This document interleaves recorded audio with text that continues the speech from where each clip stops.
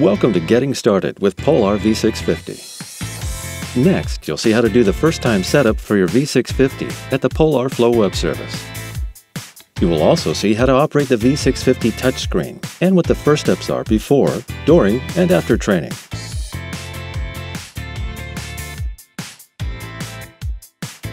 First, connect your V650 to the USB port of your computer with a standard micro USB cable. It takes up to 5 hours to fully charge the battery. Let it charge while you get started.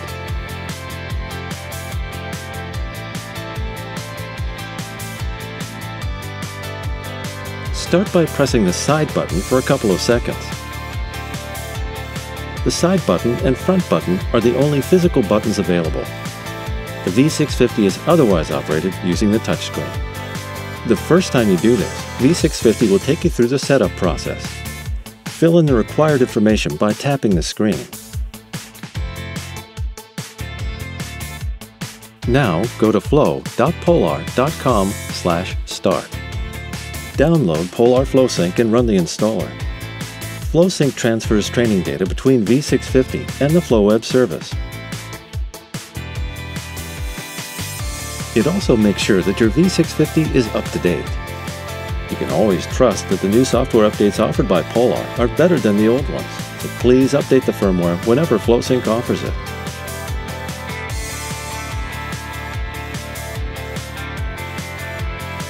If you already have a Polar account, we recommend that you use your existing username and password. Otherwise, create a new account. Fill in your personal details to the service. Enter as accurate data as possible to get correct feedback based on your performance. Now that the setup is done, let's take a quick look at your V650 menus and functions. The symbols displayed at the bottom of the main view show the status of the GPS connection, heart rate sensor, cadence sensor, and speed sensor. A blinking green circle around the symbol means that the V650 is searching for a GPS connection, or connection to the sensor which you've paired earlier. The blinking circle won't appear if you haven't paired any sensors. Before pairing, install your Bluetooth smart sensors on your bike as instructed in the Sensors User's Guide.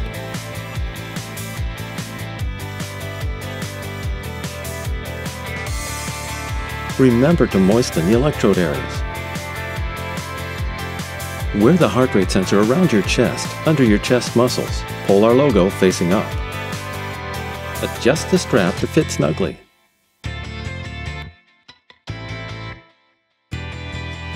If you bought your V650 without a heart rate sensor, not to worry, you can always buy one later.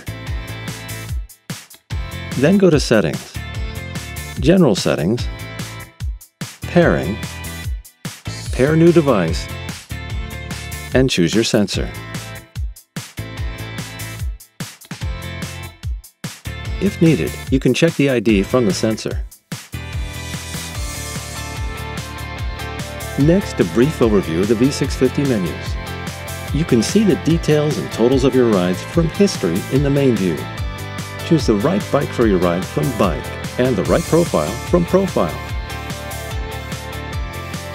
Choose Settings if you'd like to, for example, define specific views for each cycling profile you do, and choose what data you want to see when you train.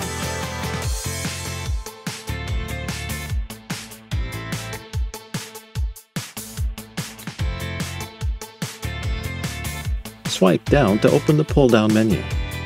Here you can, for example, adjust the safety light.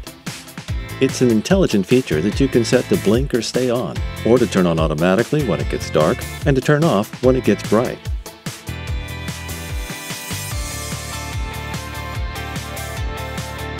Okay, now that all your sensors are paired and found, you're ready for the first ride. Press the front button to start recording.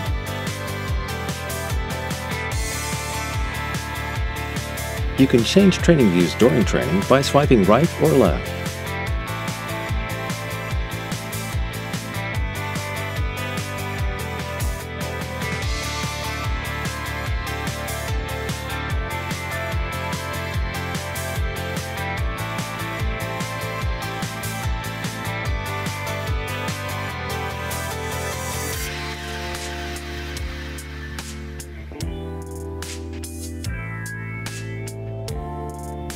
Tap to use the zone lock.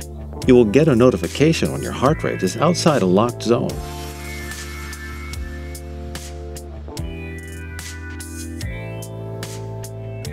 To pause or stop your training, press and hold the front button.